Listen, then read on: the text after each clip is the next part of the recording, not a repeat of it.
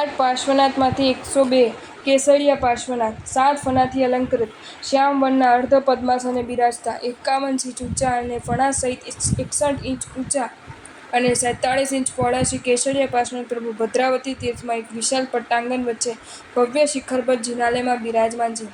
ભાંદક એક સમયનું વૈભવશાળી નગર કાળના ખપ્પરમાં હોમાઈ ગયું અને આ નગરી સેંકડો સુધી સ્મરણ પટપટથી ભૂંસાઈ ગઈ. શ્રી કેસરિયા પાર્શ્વનાથના મનોહર પ્રતિમાજી કેટલા પ્રાચીન છે તે શોધવાનો કોઈ આધાર નથી, પણ શ્રી અંતરિક્ષ પાર્શ્વનાથની સમકાલીન આ મૂર્તિ હોવાનું જણાય છે. આ પ્રાચીન તીર્થ વિક્રમની 20મી શતાબ્દીમાં પુનઃ પ્રકાશમાં આવ્યું. કથા મુજબ શ્રી અંતરિક્ષ પાર્શ્વનાથ તીર્થની તત્કાલીન મુનિમ શ્રી ચતુરભુજભાઈને સંવત 1966ના મહાસુદ પાંચમને સોમવારે રાત્રે સ્વપ્નમાં જંગલમાં પોતાની પાછળ પડેલા એક કાળા નાગને જોયો. નિર્ભીક બની ઊભા રહ્યા ત્યારે નાગે તેમને એક ચમત્કાર બતાવ્યો. એક પશ્ચિમાભિમુખ જિનાલયમાં કેસરિયા વર્ણના શ્રી પાર્શ્વનાથની અદભુત પ્રતિમાના નાગરાજે દર્શન કરાવ્યા. શ્રી કેસરિયા પાર્શ્વનાથના વિચ્છેદ પામેલો પ્રાચીન ભદ્રાવતી તીર્થનો ઉદ્ધાર કરવી આ નાગરાજે શ્રી ચતુરભુજભાઈને કહ્યું. તે સમયે ચાંદા ગામમાં બિરાજમાન મુનિ શ્રી સુમતિ સાગરજીને સઘળો વૃત્તાંત કહી સ્વપ્નના સંકેત અનુસાર આ તીર્થની શોધનો આરંભ થયો. જીન મંદિરમાં ધૂળમાં અડધી દટાયેલી અવસ્થામાં આ પ્રતિમાજી નિર્દિષ્ટ સ્થાનેથી પ્રાપ્ત થયા. સ્થાનિક લોકો તેને કેસરિયા બાબાના નામથી ઓળખતા અને સિંદૂર આદિથી પૂજતા હતા. અનેક ગામના સંઘોએ મળીને આ પ્રતિમા અને મંદિરનો કબજો લીધો. ઈસુ સંવત 1981માં સરકારે શ્વેતાંબર જૈન સંઘને 10 એકર જમીન તથા આ પ્રતિમાજી અર્પણ કર્યા. સંવત 1976માં ફાગણ સુદ ત્રીજના દિવસે પ્રતિમાજીને નૂતન ભવ્ય જિનાલયનું નિર્માણ કરી પ્રતિષ્ઠિત કર્યા. કેસરિયા બાબાના નામથી પૂજાતા આ પ્રતિમાજી કેસરિયા પાર્શ્વનાથ કહેવાયા. શ્રી ભદ્રાવતી પાર્શ્વનાથ નામે પણ પ્રચલિત છે. પ્રતિષ્ઠા પ્રસંગે 51 ઇંચના પ્રભુજી અધિષ્ઠાયકના સંકેતથી 4 કુમારિકા દ્વારા ફૂલની જેમ ઉંચકાઈ ગયા. સ્વપ્ન સંકેતથી મળ્યા હોવાથી સ્વપ્નદેવ તરીકે પ્રખ્યાત છે. જે સ્વપ્ન આપી પ્રગટતા તે સંકટો સૌ છેદતા, વિતરાગતા મુખ પર દિશે પણ તે છતાં મન મોહતા, ભદ્રાવતીમાં શોભતા અને ભદ્રતા વરસાવતા કેસરિયા પ્રભુ પાર્શ્વને ભાવે કરું હું વંદના. પુરુષાદાની અરહત પાર્શ્વનાથ ચારિત્ર ભાગ 8 યવન શત્રુ ભગવાન પાર્શ્વનાથના શરણમાં. એક વખતે અશ્વસેન રાજા સભામાં બેસી જીન ધર્મની કથામાં તત્પર હતા. તેવામાં કુશસ્થલ નામના નગરથી એક દૂત આવ્યો અને કહેવા લાગ્યો કે અમારા રાજ્યમાં પ્રસેનજીત નામે રાજા રાજ્ય કરે છે. તે અત્યારે મુશ્કેલ સમયમાં છે, તમે એમની રક્ષા કરો.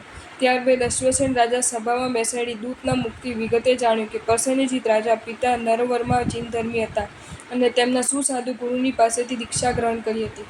પ્રસેનજીત રાજાએ પ્રભાવતી નામની સુંદર પુત્રી હતી. એક વખત રાજકુમારી પ્રભાવતી કિન્નરોની સ્ત્રીઓને મુખથી સાંભળ્યું કે વારાણસીના સ્વામી અશ્વસેન રાજાના પુત્ર શ્રી પાર્શ્વનાથ કુમારરૂપ લાવણ્યની સંપત્તિથી જય પામે છે. જે સ્ત્રીના તે ભરતા થશે તે સ્ત્રી આ જગતમાં જયવતી જશે. તેવા પતિ મળવા દુર્લભ છે. શ્રી પાર્શ્વનાથનું ગુણ કીર્તન સાંભળી પ્રભાવતીએ નક્કી કર્યું કે હું લગ્ન કરીશ તો પાર્શ્વનાથ કુમારને જ.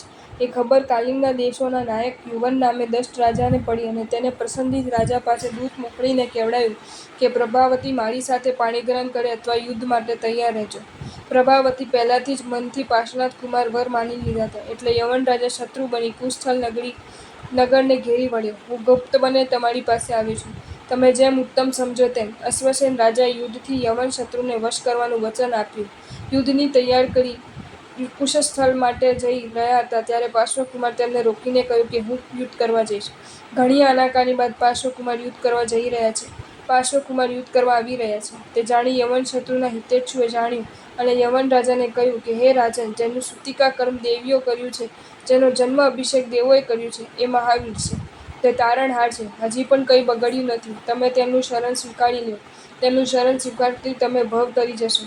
મોહરૂપી અંધકારનો પડદો ખસી ગયો અને સમજણરૂપી દિવ્ય પ્રકાશ પ્રગટ થયો.